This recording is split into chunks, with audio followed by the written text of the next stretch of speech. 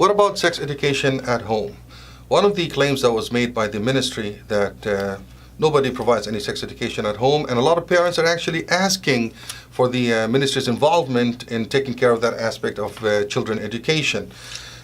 Although we agree that unfortunately many homes that follow different religions or different values, a lot of parents are not doing their job when it comes to the sex education and leaving their children exposed to misinformation and to peer influence on critical issues.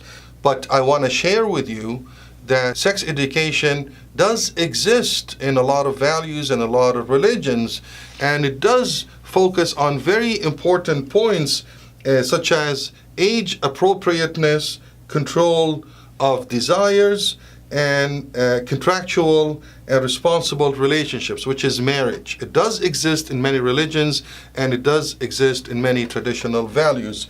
Today, for my viewers, I want to talk about what do we have in Islam briefly. We're not going to go into the full thing in today's episode, but briefly, I'm going to refer to a book called, and this is a book written in Arabic by a professor called Abdul Hamid Al-Iqda.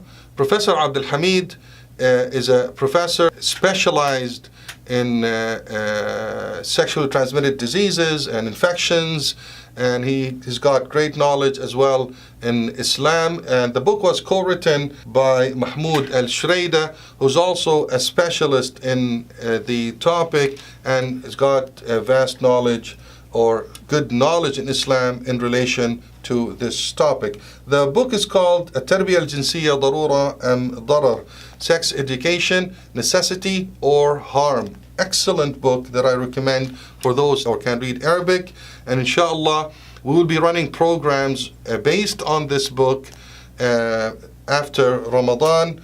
For those interested, you can contact us to register your children. They've had great programs. Dr. Abdul Hamid had great programs on sex education and raising awareness on such issues.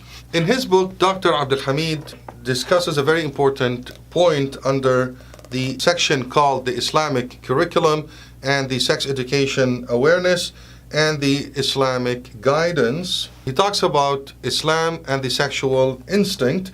In it, he said, Allah subhanahu wa ta'ala placed many instincts in humans for a reason. And he discussed the goals of having that sexual instinct in humans for, firstly, a very important goal, which is preserving kind, procreation.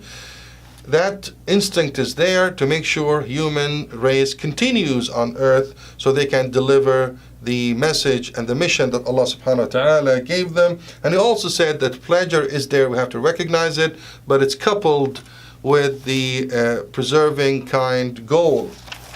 And he also discusses the stance of some Muslims on sex and sexual education. And he said some Muslims they view sex as a taboo and sexual education as a taboo, and they can't work with it. And if a person views sex and sex education as a taboo, an approachable topic, and decides to shy away completely from it, this person will suppress a natural feeling that Allah subhanahu wa ta'ala placed in him or her, and will end up having problems, psychological problems, mental health problems. And we see this happening, and this is a common argument. A lot of people say, look at what's happening back home. People don't talk about these topics, this is why they have problems. Yes, we recognize this. It's because they're not dealing with it properly. They suppress it in a wrong way. They don't acknowledge it and they don't deal with it properly, and it's completely rejected in Islam.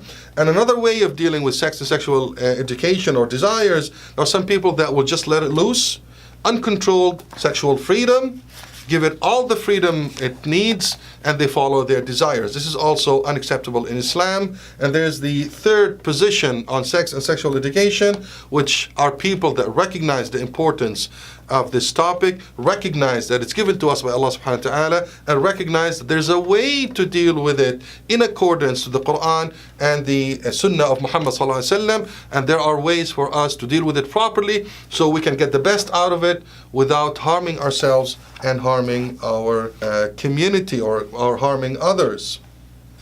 One of the most important points that Dr. Abdul Hamid talked about in his book is the concept of age appropriateness.